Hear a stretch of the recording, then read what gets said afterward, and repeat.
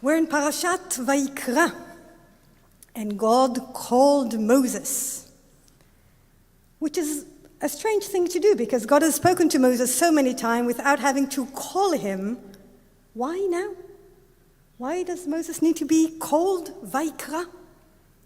The Ibn Ezra reminds us that we just finished Shmot, Exodus, and in Ohel Moed, the tent of meeting, everything is established, and Moses is politely asked to step out because the honor of God is filling the tent.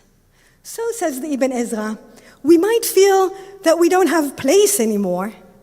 Moses might feel rejected. God says, I am calling you, Moses. You have a place. You have a role.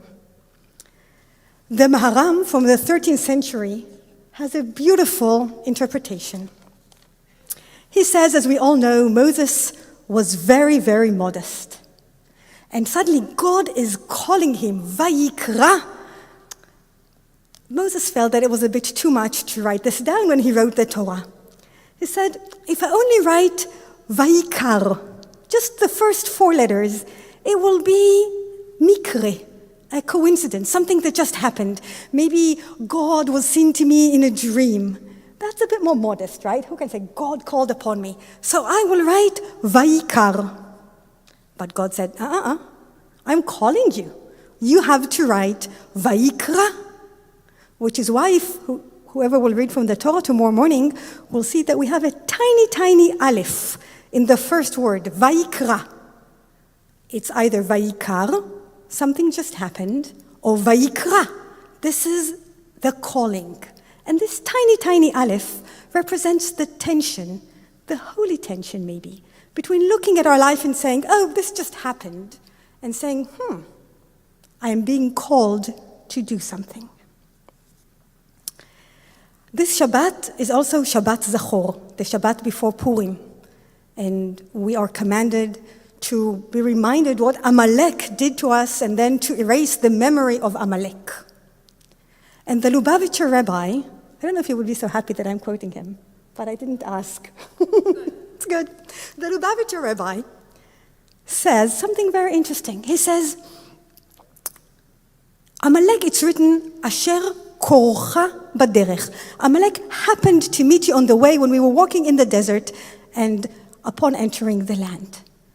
What is Amalek? What is he doing? And the Lubavitcher Rabbi says, this is what Amalek is doing. This is the evil doing of Amalek, that he makes you feel that everything around you just happened. Just meaningless, just happened. So what is it to erase Amalek? To erase Amalek is to look at the world around us and say, it's not just happening. Something meaningful and deep is happening, and I am being called. These two perspectives change the way we walk on earth. Do we just look at our life story as a pointless chain of events and choices, things that just happen to us?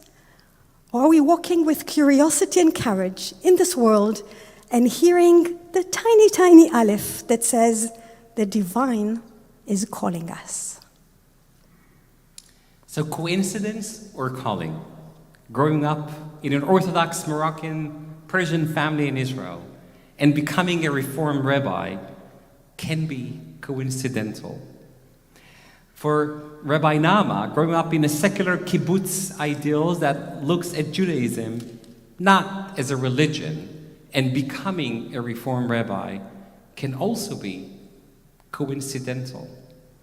Standing here today because Jody and Frank Hessel are the parents of my good friend Rabbi Joey Hessel can also be coincidental. Rabbi Barrett's commitment to Israel, the Zionist nature of Temple Beth Am, the actions of the congregation, of all of you, and the passion towards Israel can be also just coincidental. But this can also be our calling. The calling is not to pre-decide the future. The calling is the choice to listen to the voices, follow them, and pursue what is necessary in our world. This is true for American Jewry, and this is also true for Israel. At Or Chadash, our synagogue in Haifa, we are ready.